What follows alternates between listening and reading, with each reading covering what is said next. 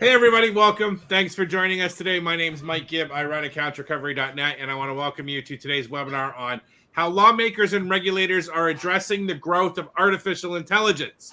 Artificial intelligence is likely going to be the trend that dominates 2023, from apps like ChatGPT to companies of all shapes and sizes incorporating AI into their names, their offerings, and everything that they've mentioned. The technology is rapidly entering the mainstream. Excuse me. Which is why regulators and lawmakers are more closely scrutinizing the technology and its potential impact on consumers. New technology sometimes gets too powerful before it gets reined in, and it can be difficult to undo changes that are already made. So today in this webinar, which is being sponsored by Skit.ai, we've got a panel of experts here to break down what you need to know about the guardrails that lawmakers and regulators at the state and federal levels are looking to put around AI, and just how far they think the technology should be used. Excuse me again. As I mentioned, this webinar is being sponsored by Skit.ai.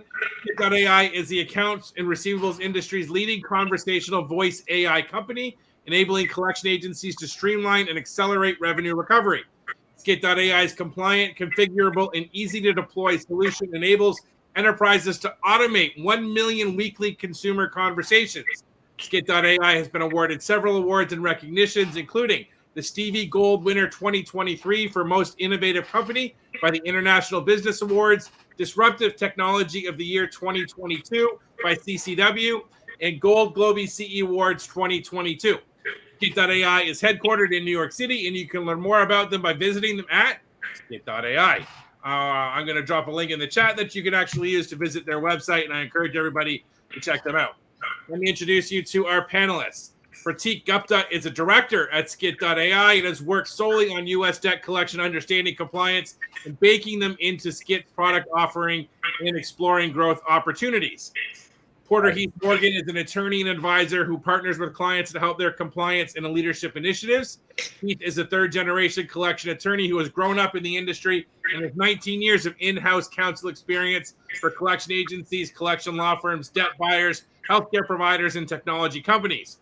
Heath is passionate about training and education and is a frequent speaker for ACA, NCBA, RMAI, and serves on the ACA Council of Delegates and is a founding member of the Colorado Creditors Bar Association, where he serves on the board of directors and as the CLE committee chair. Heath is licensed in Colorado, Kansas, Oklahoma, and Wyoming, and is a member of the Supreme Court Bar. Vaishali Rao focuses her practice in consumer financial services with particular emphasis on regulation and compliance. She regularly counsels student loan lenders, servicers, and debt collectors in risk management, including compliance with state servicing laws and seeking regulatory opinions from government entities. Prior to joining Hinshaw and Culbertson, Vaishali for 8 years devoted her practice to public service in the Consumer Fraud Bureau of the Office of the Illinois Attorney General and as an assistant counsel to Speaker Michael J. Madigan in the Illinois House of Representatives. Dara Tarkowski is a renowned legal expert shaping the future of law, technology, and highly regulated industry. As a published author, keynote speaker, and the co-founder of the legal tech startup CoinTech, she's an outspoken voice on how technology is impacting the future of delivering legal and compliance advice to financial services companies. Dara is the managing partner of Actuate Law, a boutique law firm based in Chicago, Illinois. The legal practice centers around regulatory advocacy, compliance, and litigation for the financial services industry. He acts as an outside general counsel for a national debt buyer and collection agency and works with clients across the arm industry, defending lawsuits and establishing compliance management systems and best practices. She also counsels clients on data privacy, cybersecurity, information governance, and data breach response. Our format for today's event is going to be a panel discussion. This means that questions and comments from those of you watching us live are encouraged. To submit a question or a comment, there's a couple of different ways you can do it. You can use the chat for today if you want. That's a little chat, the chat icon. There's an event tab that is the public chat that everybody who's connected can see and read. There's private chat tab, a private chat tab next to that. You can send private chat messages, or you can use the Q&A. Going the Q&A route allows you to send questions or comments anonymously. So if you're worried about having your name attached to any question or comment, I would recommend going that route. Since we have a panel of attorneys here and we're going to be talking about compliance, let me read the following disclaimer. This presentation is not intended to be legal advice and may not be used as legal advice. Legal advice must be tailored to the specific circumstances of each case Every effort has been made to ensure this information is up to date. It is not intended to be a full and exhaustive explanation of the law in any area. It should never be used to replace the advice of your own legal counsel. All right. That's enough me talking. Let's get to our conversation and our panelists. The first thing I want to throw out there for discussion is what area of AI appears to be, from your perspective, appears to be the greatest concern to lawmakers and regulators. And I'm going to pick on Vaishali to start us off today. I knew you were going to pick on me. How did you know that? I just have this feeling this morning, like he's going to pick on me first. It's really nice to virtually see anyone. And really, thank you, Mike. And also, really great to be with my co-panelists. They're all really, really good at what they do. And so, okay, what area? This is a hard one because I think there's so many areas. But I guess if I'm just going to pick one so I can give my co-panelists a chance to add in what I know will be the others. And I think it's interesting because I think the title of this panel should be how lawmakers and regulators are not addressing the growth of artificial intelligence, because just like normal, and this is a very typical thing in the regulatory space, is like regulators are a little bit behind what is really happening in the market, and that's okay, and that's normal. They need time to catch up with what's going on. But because of that, I'd probably pick something really, really simple. And it's something that I think has been utilized for many, many years, but I think that they're just catching up to the topic, and it really relates to like how your customer service is delivered. So that can be anything as simple as a chat bot. That can be simple as using a form of what used to be an IVR that's now more conversational IVR. And I'm going to try not to use a lot of lingo because I don't know that that's helpful to the audience.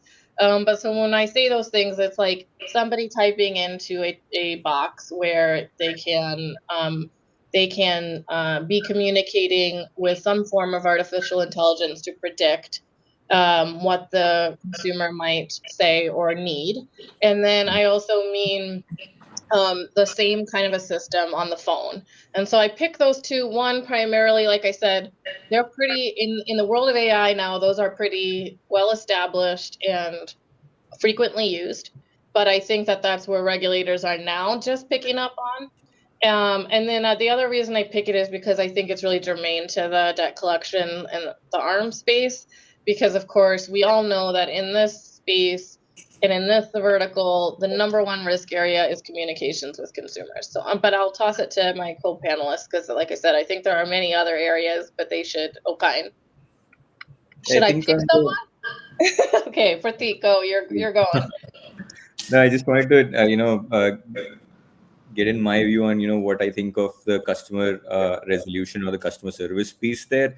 I think the angle at which the regulators are looking at, and more finer details, but the idea is not to avoid customer service. The idea is to make sure that the customers are able to get a quick and accurate resolution using a technology like artificial intelligence.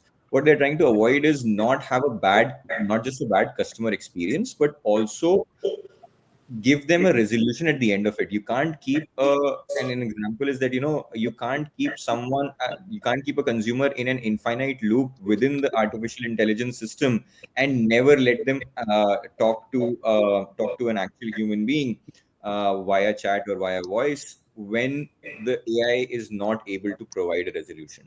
So I think the focus there is more on making sure that AI is providing value, and it is not just a way to create a hurdle or a hindrance between consumer and the agents. So yeah, that's on the customer resolution side. I think the other piece, which we have seen kind of come up very often, is the transparency and the non-discriminatory side of artificial intelligence, which basically, and the non-discriminatory side is fairly easy to handle based on how you kind of use the data to train it, etc. There's something called protected attributes, which you never use to make a decision on, and so on and so forth, right? But the transparency side, I think, is a big concern as well.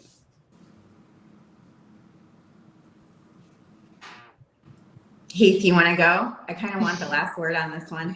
Sure. Yeah. So I think, your question is interesting, Mike, because it could really be answered in a lot of different ways. And it could be looked at from what overall areas of AI are, regulators looking at in general versus what, unique applications to our industry. Because I think, holistically as a big picture, they're not, besides the CFPB, there really isn't proposed legislature out there looking at targeting the debt collection industry specifically.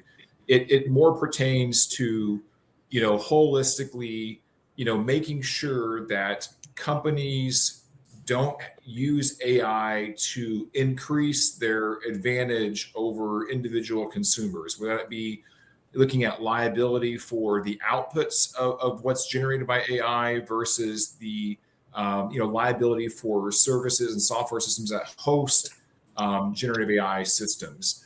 If we look at the CFPB, right, their publication on AI, they highlight fraud, bias, black box algorithms, self-coding algorithms. Those, I think in general, it's the black box algorithms, where we don't know how that output gets there. That's really kind of where I think what scares people the most, and it was what driving, at least state legislatures at it. And then, it's also the, kind of just the ability to kind of continue to repopulate itself and recode itself without human intervention, that allows for this mass expansion of, spam systems or any kind of other areas that are going to be pinging our systems and our consumers in the future with this technology. Those are probably the bigger concerns. And then, just to add one other way to kind of answer this, in looking at the proposed legislations we've seen right now that are proposed for 2024 in the state legislatures, they mostly are tackling this from a consumer data and privacy issue. There's about 10 states right now that have proposed legislation looking to protect consumers' data and privacy. So they're more focused on that, whereas I think the CFPB is focused on this big, scary, show us how you get this output mindset. Okay. I have so many things to say about this topic. So high level, I want to jump back to something that Vishali said right at the beginning about how far behind our regulators and lawmakers are with regards to the use and development and application of this of artificial intelligence and then generative artificial intelligence in not just our industry or the financial services industry, but like in the world, in the country, literally for any industry that might be utilizing it. And there was a comment made about, this is typical, this is expected, this is normal. And as sad as it may be, it is in the United States. But something that I really want to emphasize is that that is not the case in the rest of the world. The United States is pitifully far behind the EU, the UK, areas of APAC, Australia, in terms of the way they've approached the technology, the utilization of the technology. I actually wrote an op-ed for Bloomberg, and it was published a few months ago about just how far behind the US was with regards to specific technology. And I hammered our regulators on AI specifically. So one, while unfortunate, I do think it's really critical for us if we want to see where our country is likely to go with AI regulation. We have a really lovely 5-year well-developed playbook of what that looks like in other parts of the world, and most developed in the EU. Second, I think we got maybe a little too granular about the issues a little too quickly. And for just a second, I sort of want to take a step back. Because what we've seen from, the hearings that have been held in Congress right now, because there was a large grouping scholars and practitioners and technologists that got together in Washington to discuss a lot of these issues. There's been a lot of sort of high level issues, and at its base, the concern by lawmakers, regulators, and I would think probably a lot of the practitioners as well, is that bad data leads to bad outcomes, which is selection bias.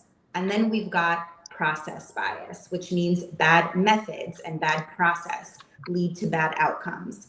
And that philosophically, those are the two issues that lawmakers are trying to address in whatever sector. It obviously has a very obvious application in financial services and consumer financial services and the arm industry.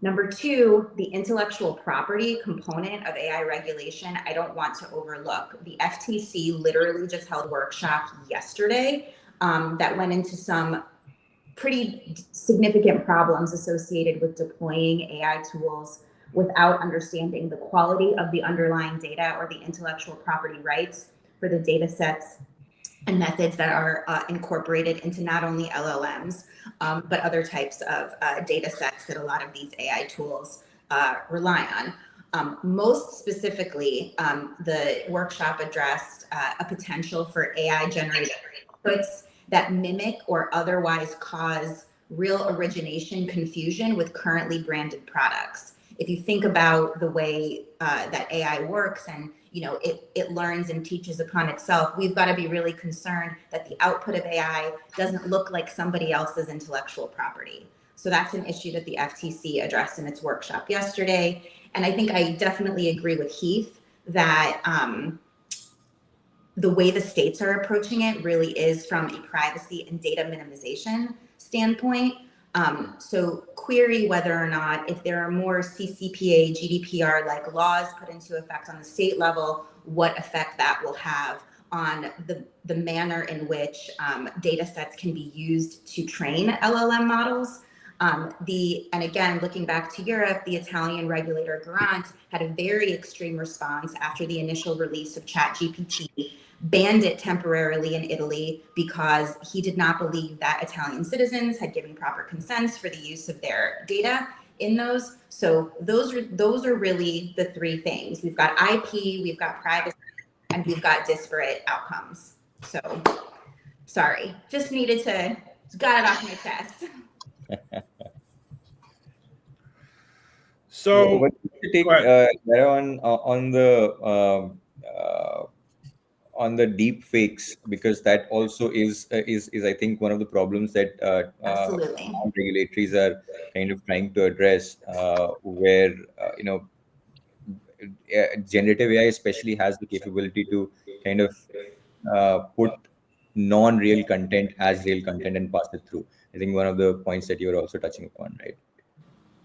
Well, we did a webinar. Heath was on a webinar we did last week on ChatGPT, and he brought pictures, or you had Midjourney do it, produce pictures, right, of what paid-in-full collection letters might look like.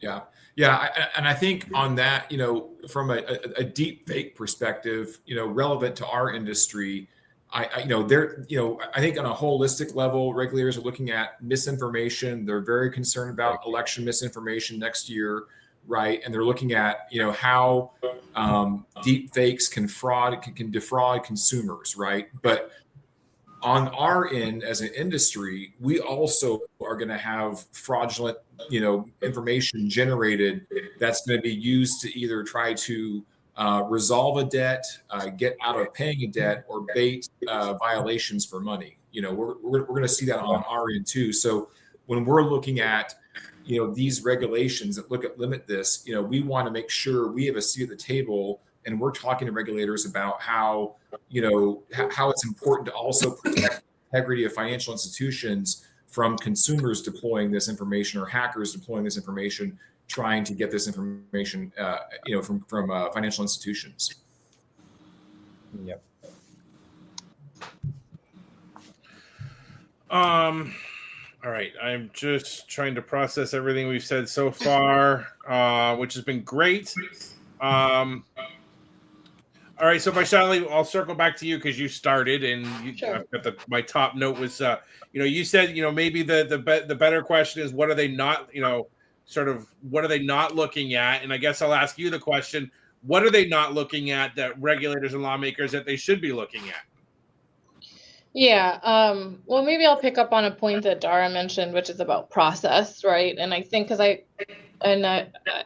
I always like to bring it back to something practical for the audience, and I'll just say, and maybe Mike, it relates to another one of your questions, which is kind of so what are you supposed to do? Because you don't have a whole lot of guidance, and what is happening really, I think, at least like Dara said, to cabin the conversation just to the US, is that there's just a lot of time that's being spent on trying to understand what actually the technologies are doing.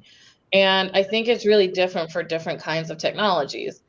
And so in that kind of learning process, I think you've got some hits or misses. You can see that on the state side too with proposed state legislation, with things that might actually affect a process that you're going to use in your actual day-to-day collections practice, and ones that maybe you won't, right? And I don't think regulators really exactly know what is the best way to try to talk about regulation in this space at this exact moment. So when we talk about processes, it's kind of like, because one way to think about it would be to kind of throw your hands up at this whole conversation and be like, I don't know, there's 4 of you and there's so many words, and it's hard to understand. But even if you do understand it, it's hard to know what you're supposed to do.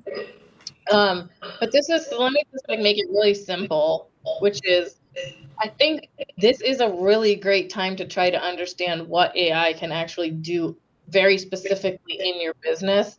And what I mean by that is understanding, for example, when we talk about things like generative AI, right? Things like that's a Chat GPT kind of a product, right? Something that's learning, something that's using a learned system. The critical questions are what data was fed into that learning mechanism to use it.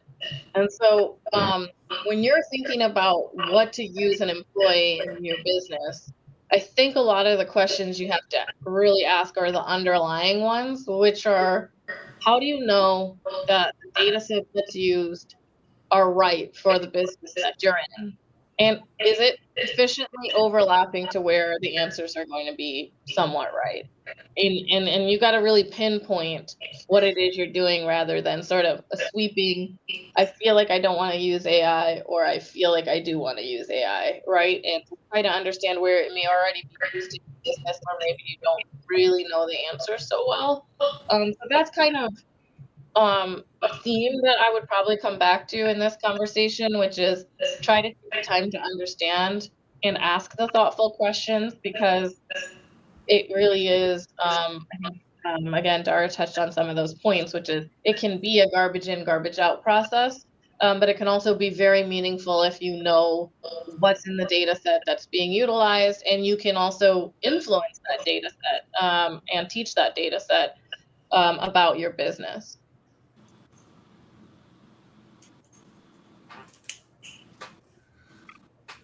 So are we likely then, do you think are we more likely to see regulation that takes the form of sort of limiting use of our AI in certain aspects, or is it going to be more in the form of what we were talking about before? I think you were mentioning sort of the know your algorithm type of regulation, where you just kind of have to make some form of attestation that you reviewed and you understand how the AI is being used. Do you mind if I hop in, Mike? Go for it. Yeah. So you went last first time, so you can go first this time. Cool. Thank you. So I think there are a few different ways to answer that question. I do not think so. To just quickly address the last part of what you said, under no set of circumstances would I envision a simple attestation from a company executive, a board, whoever, saying, trust us, we tested it, it's good, we understand it. That is absolutely never going to pass muster ever, ever, ever.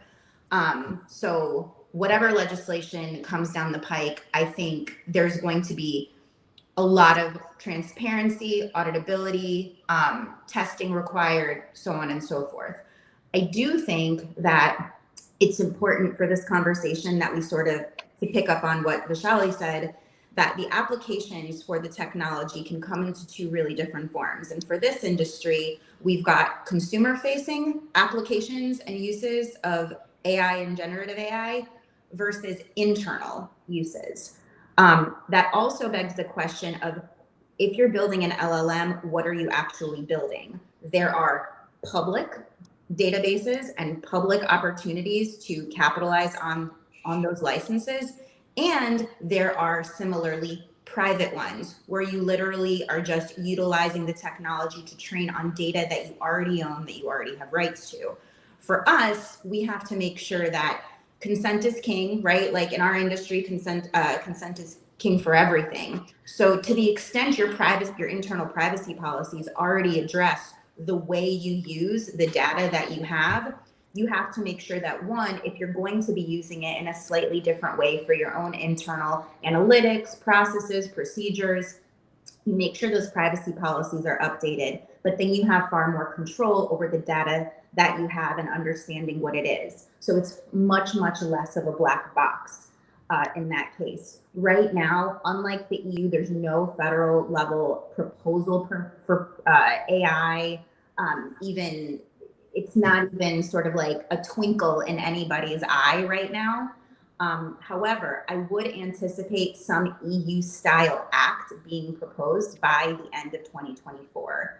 God knows how long it's going to take to actually be effective. And if Washington, D.C. can actually get its act together for 5 minutes, God forbid in an election year, it could actually like pass some legislation, who the hell knows?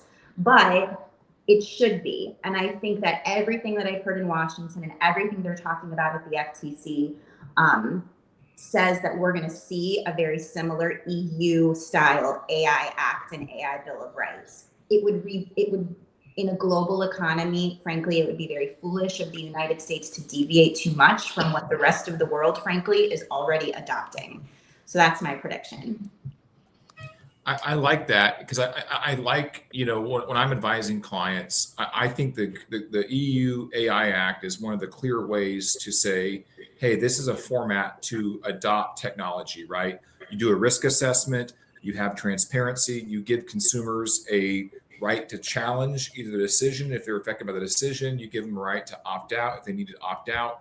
And then obviously it also calls out additional concerning areas of AI, biometric, identity information, biometric data, real time, stuff like that. So I think that's a great framework. I think I did see that last month there was some bipartisan support for a U.S. AI policy that kind of outlined a framework of 5 different areas, but really what I see in that is that they're going to basically punt this to a department to then create rules like the CFPB does. So I think, to your point, we're not going to see regulations directly affecting our industry for several years. Now, that being said, there's going to be some principles.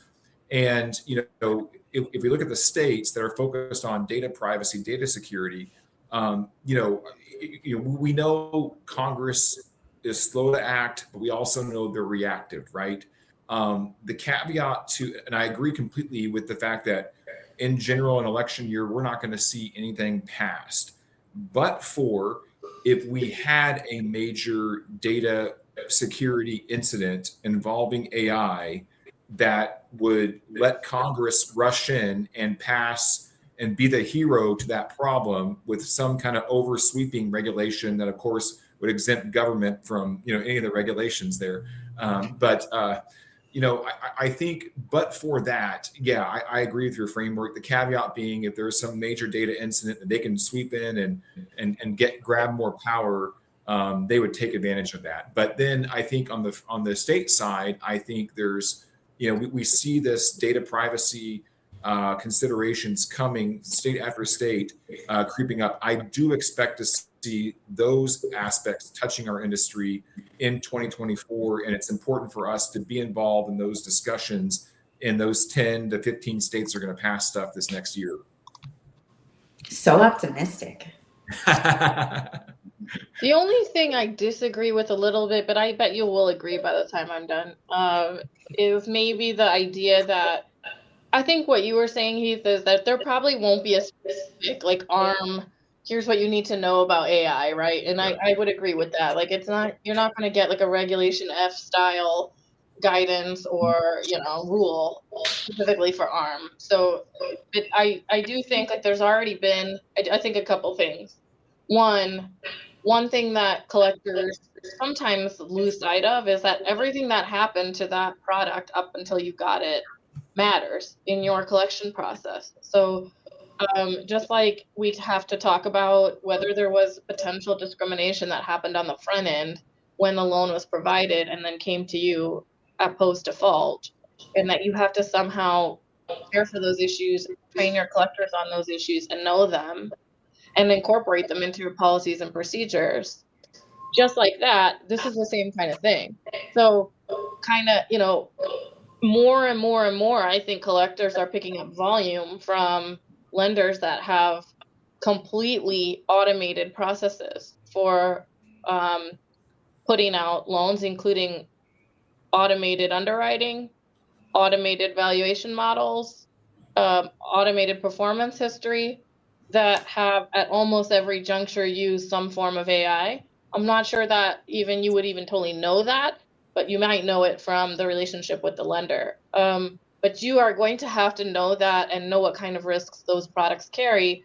And just like you would in a regular onboarding process, you're going to have to care for and use some kind of quality assessment to determine whether you feel like you have enough staff and enough resource to know what those products were before you start collecting. Or if those products are found to be discriminatory, unfair or deceptive, abusive, you're going to be left holding the bag with an uncollectible item, or if you're in the case of a debt buyer, honestly, you're going to have a liability on your books. So that's one. And then relatedly, I would just call out that maybe even more specifically than that sort of theoretical possibility is just a few weeks ago, the CFPB put out an advisory. I think it was September 19th.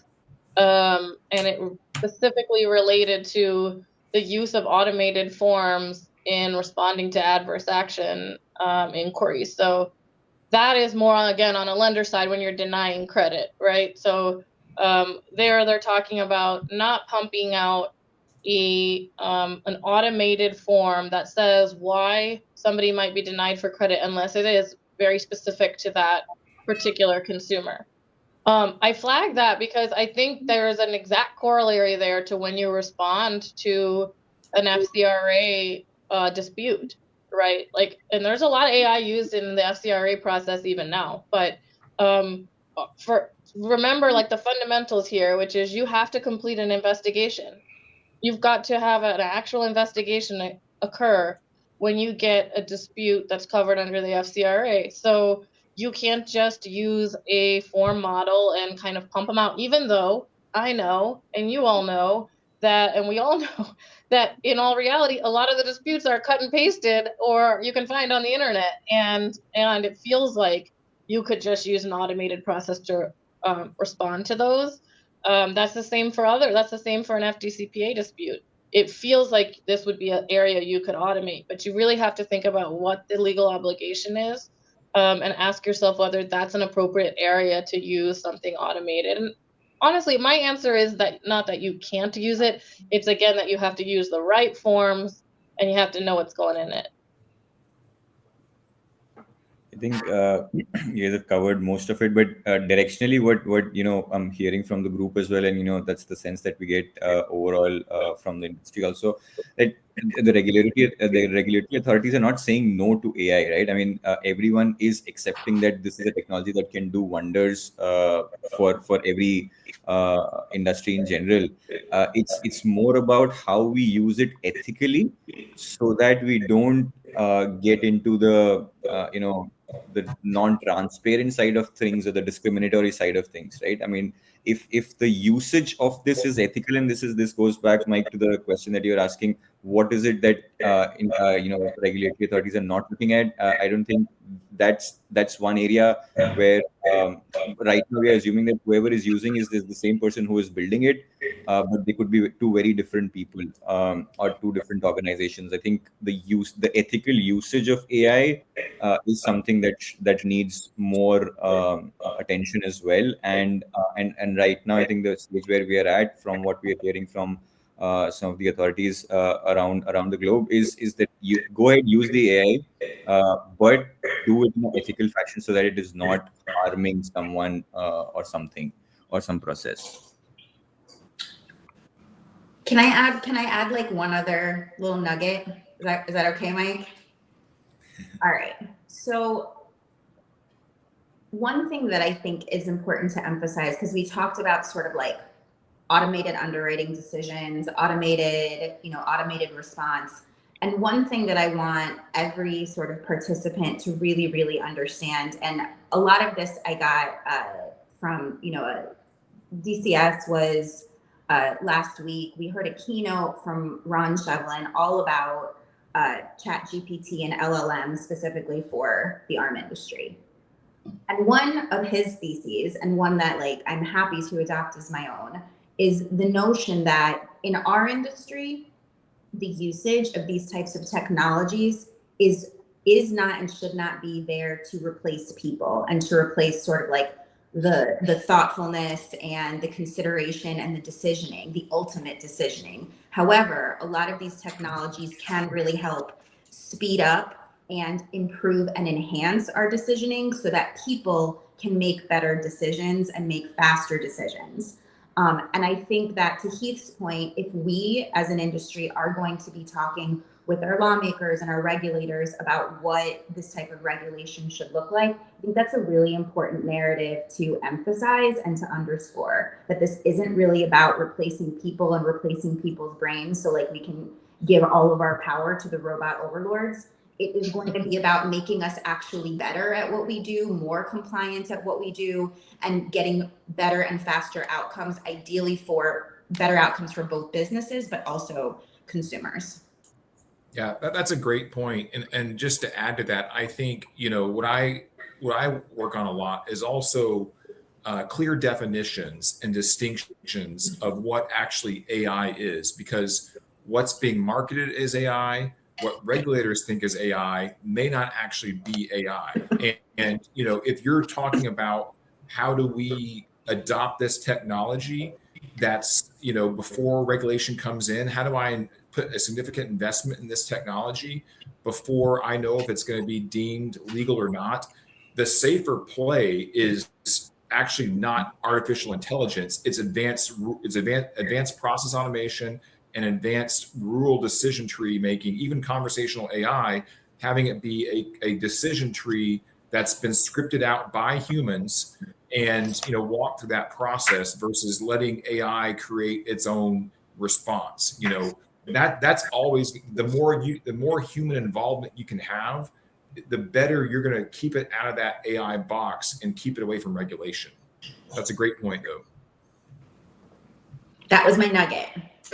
That was it. So Heath, in that continuing to pull at that thread, then what does that process, or what does that decision tree look like? Well, it depends, right? I mean, if we're talking conversational AI, like Skit AI, I mean, there's a whole decision tree. I mean, every response, every piece of conversation, you have a scripted out, response and information provided to them. Whether it's, but also, too, if it's also about the database that you're using too, right? So if you're using your own internal database, your own internal responses versus, again, letting AI populate that from generative AI, again, you have control of those elements a lot more. So it really is making sure you've got line of sight, because I do think transparency is going to be a part of it. So if you are using a GPT right now, if expect those transcripts to be requested by auditors in the future from CFPB, expect them to ask you What prompts are you using? Expect them to see what your decision tree is. You can't just say, hey, it's AI. We don't know what it is. You've got to, prepare now for audits of the future. Right. While Heath, I agree that this is where the technology is right now. A lot of it is scripted, premeditated, and scripted. But with the generative AI piece coming in, it's very quickly moving away from that. And that's where putting in the right kind of guardrails in place as to what should an AI and can do in particular conversations, especially if talking about conversational AI, is going to be extremely critical. We can't have AIs not reading out the mini Mirandas, for example, right? Why when it is scripted, it's easier to do that, but when it is free to move around on its own, think on its own, it becomes difficult. But there are ways and means to kind of solve for that as well. I would Yeah. just know. I would just know that one area that you just discussed with about the moving away from the scripting to the automatically generated responses. That is an area, by the way, that is already being intensely scrutinized by the regulators, specifically because of the voice recognition technology, which is also being powered by AI. The ability of voice AI to actually discern certain accents, dialects. If they don't understand it properly, are we then by definition being discriminatory against like the user on the other line because the voice AI can't understand either the language, dialect, or accent that person is using? So like even like that one little piece of it, forget about what like the ultimate outcome is. That one little piece of it is already going to be an area that we know is going to be scrutinized. Absolutely right there. And that's something that I initially mentioned also about the protected attributes, right? So you need to, while developing, it's very critical that you do not use, even for sure we can understand by the, not just by the voice, but even if you know the name of the person, and the phone number by which the state where they belong, etc., right? And there are multiple other things that can give things out in terms of who the person is. uh, the protected attributes should always be protected. You should never use them to train the AI bot. You should never use them to make a decision on what should happen next from here on. So that, I think that kind of solves it, addresses it to a certain extent. But of course, there are going to be more nuances that will come into the picture. Speaking of protection, I would say, as one of the multiple lawyers on this call, to just have a flag to remember. The reason why we suggest having a process when you look at AI, particularly when you make decisions about the decision tree he was talking about, or when you're actually in the mode of data mapping and figuring out, okay, what is going to happen here in my use of a particular technology. That you think about whether you need some privilege protection over some components of that. And I say it that way because I recognize you can't have your whole business flowing through the lens of privilege, but it's really just connecting a few of the dots of what the other panelists have said, which is, there is going to come a time when regulators will ask for it. And my experience on regulatory side is they often ask for documentation from companies in order to learn themselves. And I know that can feel frustrating if you're on industry side, like somehow the government should miraculously know these things. But that's not really reality. Reality is that the regulators learn by conducting a supervisory exam, by asking for quarterly information requests, by doing an enforcement action and sending a CID. And that can be frustrating when you're a subject to it. But know that it is very possible that a lot of these decisions that you're making you will get asked about them. I think to even put a finer point on that, the inclusion of information technology into the CFPB's supervisory exam manual triggered a lot of things for people. I think mostly people thought of that as, I need to kind of maybe do a better job of documenting some of my cyber issues, breach issues, other privacy issues. And I think that's probably right and fair and a good place to start. But we're kind of moving past that now pretty quickly, which is also to think about part of your IT controls really, and your risk issues and risk management being how you're using AI or how your vendors are using AI. So how do you move from these conceptual issues to building them into your compliance framework? And I think that that is totally possible, like taking what you already have built in your CMS and integrating and figuring out in what places you need to incorporate questions or risk assessments about the use of AI. I think that's going to be really powerful in the next, 5+ years. I think if I'm listening to this and I'm sitting, inside a collection operation, and I'm looking at some of the tools maybe that I have now that might be using AI to some degree or another, and I'm thinking about, the investments that I'm going to need to make in the years to come before maybe we actually have some firm legislation or some firm regulation. I guess I'm probably one of the questions, and that's in my head is: am I going to make an investment in something now, or do I have something now, or am I gonna make an investment in something soon that's going to be ultimately deemed not I don't want to say illegal, but outside of the guardrails, say. So, is there any way to kind of provide some guidance to those companies, or some way to sort of some process or I guess some process that they can go through to sort of try and to make that decision? Yeah, I absolutely think that there is. So the technology is not going away, right? So back in March, the Future of Humanity Life Institute published this open letter all across the world, begging AI companies to pause development for 6 months so the whole world could have very large moral and ethical conversations about the development and implementation of AI. Nobody stopped doing anything, because nobody's going to stop doing anything. And if you listen to everything your lawyer says 100% of the time, no businesses will make money. So if you're going to do it and if you're going to evaluate it, my best advice at this juncture, if you're a US-based operation, there is not going to be anything passed in this country, in my view, that is going to be more protective on both the privacy and sort of ethics front than what's already laid out in the EU AI Act.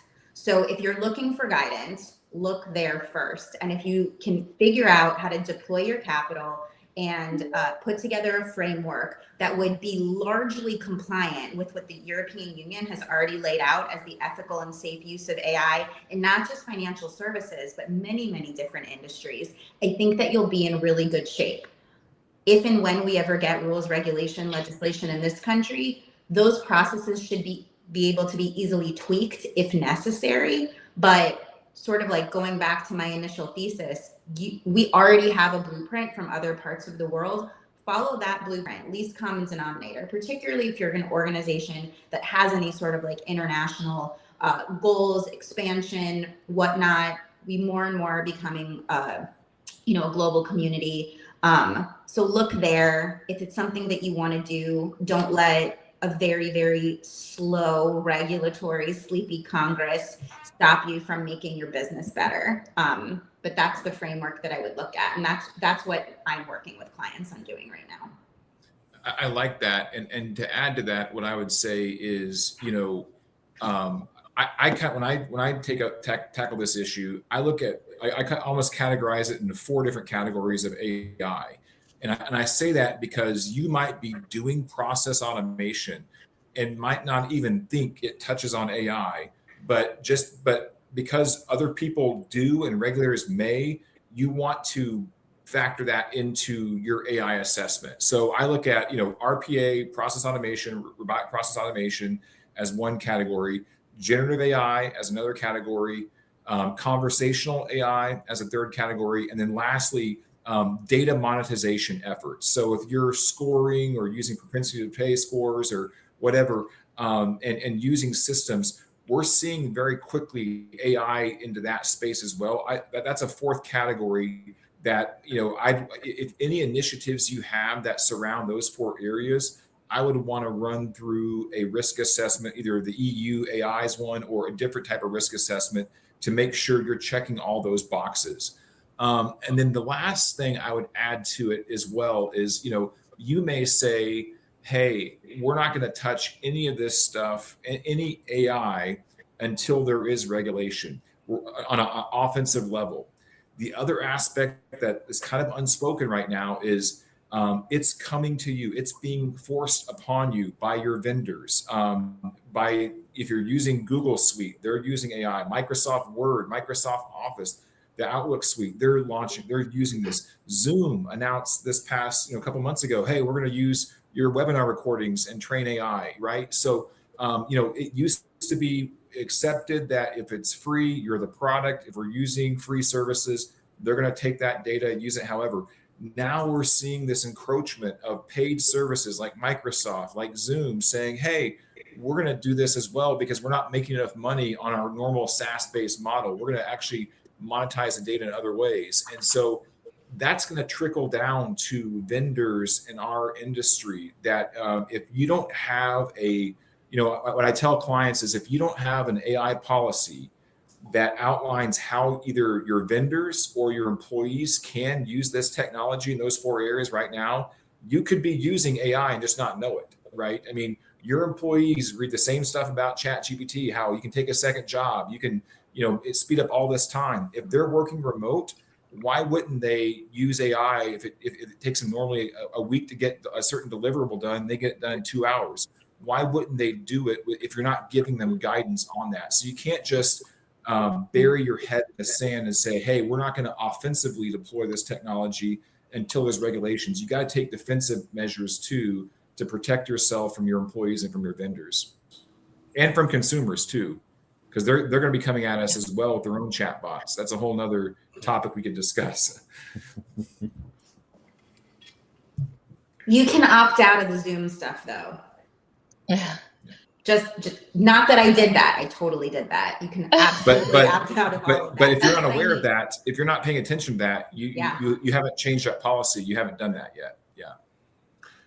I've actually had people tell me they won't, and because of that, they won't do anything with Zoom now because they don't, they're just not sure what's being used and not used when they're using the software.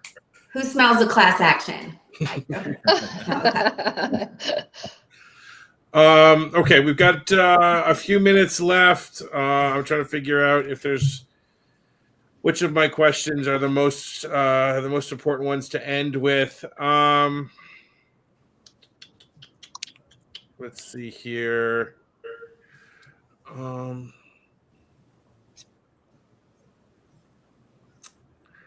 I think we've talked a little bit about this one, but we can probably dive in a little bit more. The states, obviously, I think when we saw with privacy, we saw GDPR come in, and then we didn't see anything here at the federal level, but we saw a number of states that have enacted their own versions of privacy laws. I think we're up to 15 now, or something like that. That many number of states that have enacted privacy legislation. We've got this AI Act in Europe. Do you expect to see states, not wait to see what the federal government's going to do and start enacting their own AI-related legislation? And if so, would it be the same states that we've seen enact privacy laws? Yes. It's so funny. I disagree. Yeah. I do. I think so because one, my experience in state government is that anytime they perceive a weak federal system, the left side will always push for more regulation, and they feel it's their responsibility to do that. Period. And I think that more and more over time, you can see how the issues change in electeds kind of campaigns over time. This will be an issue of the day. So eventually we will get to a point where a state attorney general will have to campaign about what he or she is doing on this particular topic to protect people. Whether that's to protect businesses or whether that's to protect individual consumers, this will absolutely be an election issue. So because of that, I think you will naturally see states moving that direction. I also think there's some evidence that like what states are doing now, and we saw it even from several years ago. I would say, I don't even know the year anymore, but I mean, probably around 2018, 2019, maybe. New York Department of Financial Services had put out a guidance on use of AI and potential for discrimination. And you know what's happened with that? It's been a little quiet, I would say, but it's not been nothing. And then what happens is other state departments pick up those kind of guidances and pop one out for themselves too. And you see a similar thing happening in California. We always know our friends in California are going to be active, and we always know that our friends in California like to take a big federal issue and opine on it for their state because they know necessarily they will be influential on the national stage. So maybe that's too much policy wonk, but I do think the states will do something. I think it'll ebb and flow, though. I don't think it'll be like all of a sudden you'll see 50 states put out something. I think it'll come a little bit. It'll maybe slow down. States will see how industry's reacting to a particular set of legislation or rules, and then it'll pick up again. I also think you really need to watch for what advocacy organizations are pushing states to pass laws, because that's the real reality of the sauce of how state laws get passed, which is what are we pushing for in our states? Who's pushing for what? And this is the kind of issue where you really kind of vote with your feet with what you think is acceptable, right? And Dara mentioned this. There is a lot of conversation to be had about what we think is acceptable and not acceptable. Like what are we okay with as a country, as a state, as a municipality? Like what are we okay with sharing with another entity? Are we okay with that in a business to business context? So maybe some of the collectors would be okay with a lender, but are we not okay with it in a consumer context? And vice versa. And there's a lot of debate on that. But I think you'll see some of that debate shake out on state level because people will necessarily have to, because they kind of vote with their feet once you get down to the nitty gritty of who's really going to hold an office. So I think that states will address it, but Mike, I think your original question was, do you see the states enacting their own acts, their own legislation? I don't think that will be the case. I think the way the states are going to address it and incorporate it are in a few different ways. One, the states that already do have sort of their own privacy acts on the books, there will either be updates or amendments to that, because I do think the focus is on privacy, what constituents are okay allowing organizations to use or not use their data for, the ability to strengthen opt-outs, the ability to strengthen consents, disclosure requirements. So I think that's one area where these issues will be addressed. I also think it's going to come up, there's going to be a bunch of test cases, this is my prediction, in a variety of different states about testing the outcomes under the generic Unfair and Deceptive Trade Practices Acts. That is typically one of the strongest sets of statutes and laws on the books in various states, where we are allowed to shove a bunch of questionable activity, call it unfair, call it deceptive, and then we get a court, a jury, a judge to decide exactly whether or not it was. But those statutes are broad, and they're broad by design because they anticipate activities that, you know, we don't have a crystal ball. We can't predict every single thing a business may or may not do. And I think that testing the limits and applications of these technologies would be a very easy test case under a particular state Unfair and Deceptive Trade Practices Act. And then finally, I don't want to forget that a lot of this power is also going to be directly sort of intertwined with what the CFPB is looking at regarding open banking policy, if we're talking about specifically for this industry, which is again about the ability of a consumer to permission the use of their data to certain organizations for certain purposes. So I don't want it to get lost that those that sort of open banking, open data use policy that's already being addressed to a certain extent right now. I don't want to go so far as to say like open banking with a capital O, capital B. It's like lowercase o, lowercase b right now. But those issues are going to directly contradict one another. So states, I think, are also going to be cognizant of what preemption problems that may arise in the future there. So there's a lot at play, and because there's so much at play, I don't see any states enacting their own state-specific AI Act. Okay. Well, we've actually passed the hour, so we've run out of time. But what we'll do is maybe go around the panel and I'll ask each of you to share what you think the most important takeaway is from today's conversation. So if you want people to remember one thing, what do you want that one thing to be? Pratik, we'll start with you, then Keith, then Dara, then Vaishali. Sorry, Mike, can you repeat that question? The internet was a little Yeah, sure, of course. If you if you want the audience to walk away with one key takeaway from today's conversation, what do you want that takeaway to be? I think the key takeaway is, AI is here to stay. Adopt it sooner than later. The only thing that you need to worry about is how do you use it, whether you use it responsibly or not. The vendors that you're working with, whether they're developing it responsibly or not, is the key thing to worry about. But AI is here. It's already being adopted, and that's the thing that we should already be looking at if you're not already doing it. Excellent. Keith?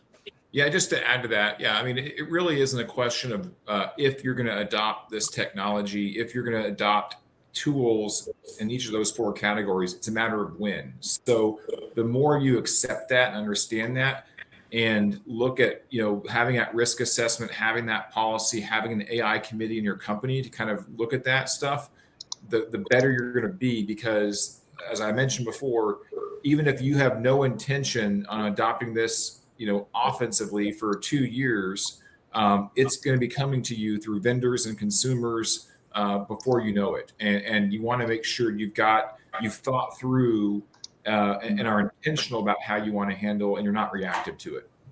Yep. Thank you. Dara? Don't wait for our government to do anything anytime soon. So if you want to do it, if it's an area that's important for you, and it ought to be, I totally agree with Keith. It ought to be very important to you because it's coming whether you like it or not. If you feel lost and don't know where to start, look to Europe. Look to Europe to design your program. And as long as you can come up with a defensible program, one that any one of these lawyers on this webinar would feel confident standing up and defending you in front of a regulator about, then you'll be in good shape. And whatever legislation comes, the companies in this industry are smart and dynamic enough to be able to adapt. But there is guidance out there, so don't feel like you're lost. Excellent. Vaishali? Okay, quickly, mine would be set up an AI task force. So do all the things that all these other folks have just told you about, but set it up with some framework so that you can start thinking about it, talking about it, and figuring out how to use it properly. Excellent. Well, Pratik, Vaishali, Dara, Keith, I want to thank each of you for being here today. A great discussion on obviously a topic that's going to be in the mainstream and at the forefront of a lot of everything that's done in the arm industry and the financial services industry in the years to come. So thanks for coming today and sharing your expertise. I really appreciate it.